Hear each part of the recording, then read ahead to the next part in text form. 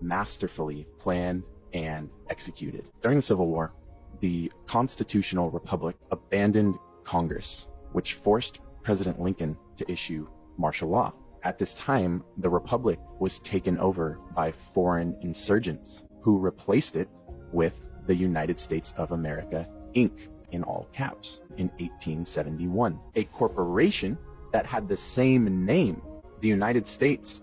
What better way to replace it without anyone noticing that they just got turned into a business and commercialized? Now, this corporation was later purchased by the banking powers behind the Fed in 1912. The Fed was created in 1913. Why did this happen? Well, the US was bankrupt when we sold the United States to foreign banking cartels, if you will. Salvage liens were placed on every asset. Check this out, including the people of the new federalized states. Now let's fast forward to 1933. An income tax was placed on the people to pay these foreign bankers who own the IMF, which owns the IRS. Look into what the IRS actually is. Who is the IMF owned by? You got to follow the money. Who funds it? It's the same people that own the United States Inc. Same few families, and they're not American. So when I say foreign insurgents, that's what I mean. So 1933, USA Inc. goes bankrupt. An income tax is placed on its people. In other words, you and I were turned into property. Look it up. We were turned into cattle, and we were collateralized in order to turn us, humans, flesh and blood, into a means of paying off a massive debt. But the problem is that while you are technically a person, you've entered into contracts that you're completely unaware of, such as your birth certificate, social security number, etc., that are all saying, I consent to being collateralized. You're living as property, as opposed to living as a blood and flesh natural being. On paper, you are property. You are a corporation right now.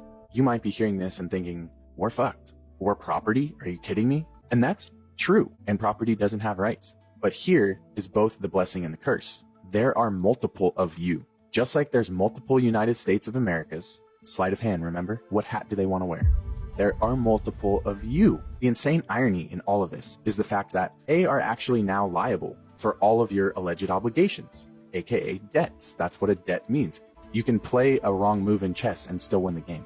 And commerce is chess. Their greatest attempt to set us back actually is their greatest weakness. How can we owe debt if the United States is liable for all of its property? If we're its property, then it's the United States' burden to pay our debt. And that is exactly what the law says. I'm going to leave you guys with two different codes that I highly recommend you look into. First is going to be the House Joint Resolution Act 192. And when that occurred, the dollar was turned into what is called Federal Reserve debt notes. So if we're being asked to pay debts, but all we are given from the system is debt notes, aka fiat money, to pay back those debts, how can we pay a debt with a debt? I just want you to sit with that. They never gave you lawful money. They never gave you gold. They never gave you silver. The other side of it is looking into 18 USC 8, 18 United States Code 8. You're going to come to find out that that's literally telling you that the United States is liable for all debt. All of your debt, the United States is liable for it. How can you pay a debt with debt notes? Don't let that go over your head. They already got paid. Whoever's coming after you, saying you owe a debt, whatever, they already got paid. Why would you be paying it twice? Common law, a completely different, higher level set of law that comes from God, the Creator, is for a natural blood and flesh man. And yet you have been following legal law